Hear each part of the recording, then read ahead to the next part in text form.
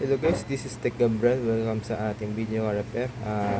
Meron tayong dito na line number 4645 na Zotac Gaming GeForce RTX 3060 Ti. And ito naman po yung line number na 4647-2 Asus GTX 1050 70 4GB. So dito po sa line number na 4645, smooth naman po ang kanyang game testing yan.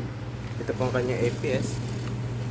Ang degrees po niya is 69 and GPU temp po niya is 51 degrees. Tapos running time po siya ng almost 4 hours na po. So very smooth naman po. And dito naman po sa line number na 4647-2, ayan po, ang gamit natin na laro dito is Farlight. And ito po ang kanya FPS. GPU temp 68 degrees and CPU 64 degrees. Running po siya ng 6 hours and 24 minutes na po. Ayan, smooth na smooth po. Ayan po ang ating game test niyan. So, salamat po.